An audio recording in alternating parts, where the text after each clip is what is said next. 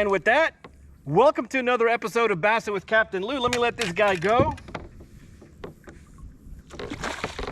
That's a pretty one. That's a pretty male. So anyways, I'm out here in the Everglades. I've changed locations.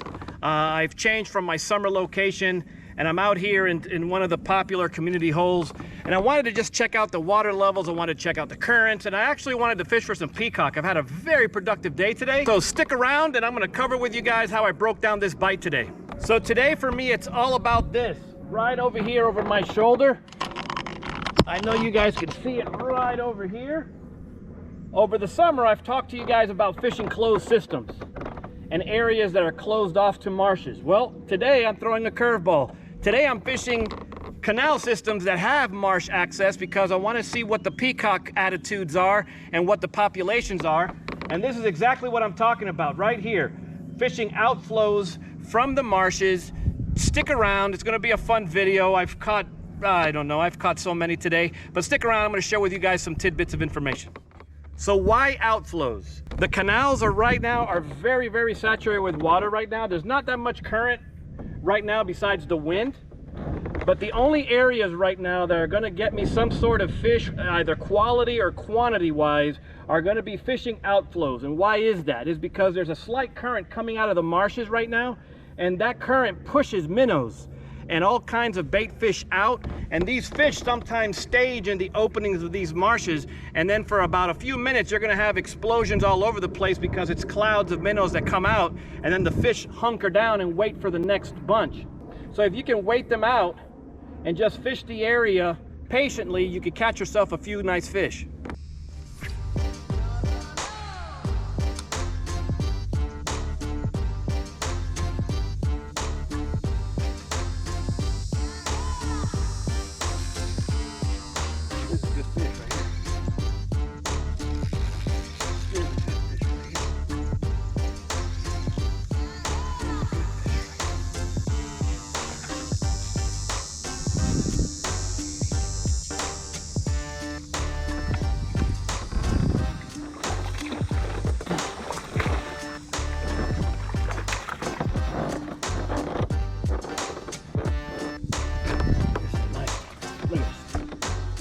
Fighting. Nice, healthy Everglades peacock. Look at the color. I don't know if you guys are going to be able to see this, but you're going to see a bunch of peacock bass swimming out of here. But again, look what I'm talking about. You see these little areas right here? You see that outflow? You see? And then it comes out this way. So if you guys approach this right, you could have a field day.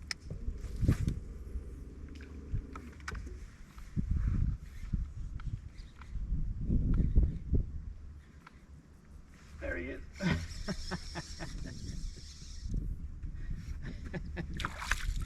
Oh man. Tiny little guy. Oh, they're so feisty. Little guy. But nonetheless, right in this opening. So I'm gonna go ahead and move. I'm gonna go ahead and move so I don't disturb the spot. I mean, I wish I could tell you that you can just land on top of an opening and they're going to be there. Sometimes you might get lucky. But since I've been working this entire area all morning, I know more or less what they're looking for. So you have to break down each outflow.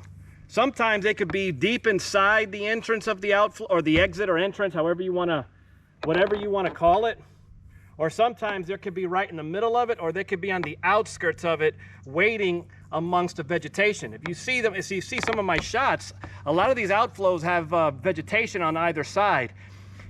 And when you come up on these areas, you'll see the fish, some nice fish sometimes, inside that vegetation, just waiting. They're just waiting in that current, outside that current, sorry, waiting and waiting until something swims by, and then all hell breaks loose because they eat and then they come back and they rest inside the vegetation. So break down these outflows accordingly.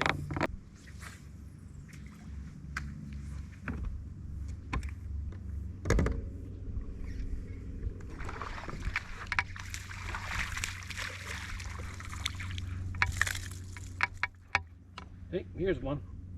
I mean, I know this is a small bass. A lot of the fish today have been small, but I have caught some nice quality type of fish.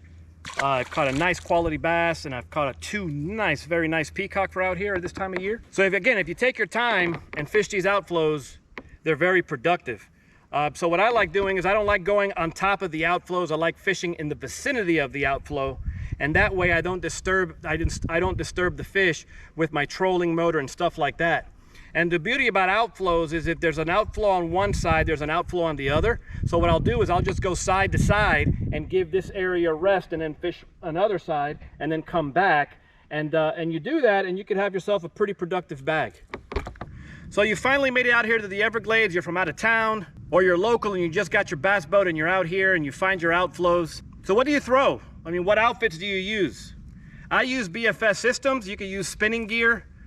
I use, on the lighter side, this right here is 20-pound braid, and this is a 12-pound monofilament leader, and I'm currently throwing a small jerkbait. I also fish straight braid, some of the heavy stuff. If you guys saw my power fluking video, as a matter of fact, the biggest peacock bass today was caught power fluking, and I'll show you guys that clip in a little bit. But nonetheless, you could try different things, but sometimes you need to try different things in order to find out what these peacock want. So as I mentioned, don't limit yourself, experiment, try different things, try different jerk baits, try different cadences, try different speeds, try different depths.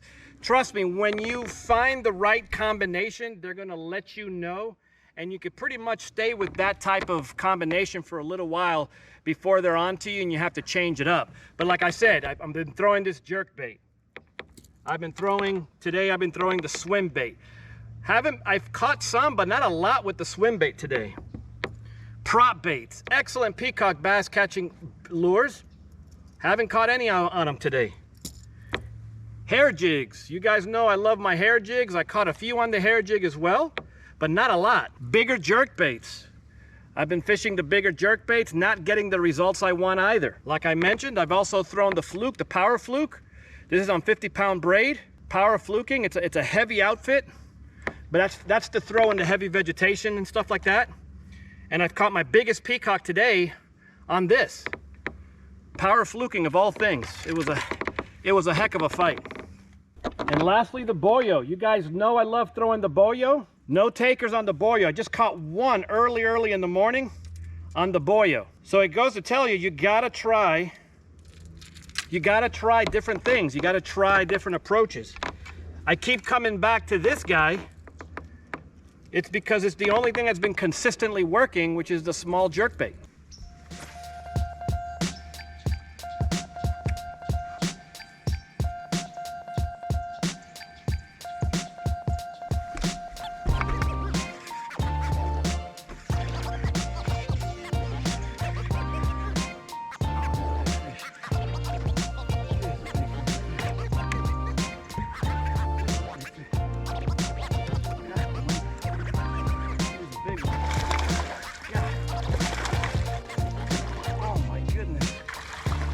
Size of this peacock. Oh, this is a big peacock. Look, look at the size of this peacock. It destroyed this fluke. Folks, I've been at this for hours. Oh man, beautiful freaking fish right here. All right, folks, hopefully you guys got something out of today's video. Fishing outflows can be extremely productive out here in the Everglades. I appreciate you guys for watching. Thank you so much. Like this video, share this video. Better yet, if you liked it that much, subscribe. The community is growing, and I would really appreciate it. Subscribers are a big help to my channel. Until next time, guys, take care of yourselves.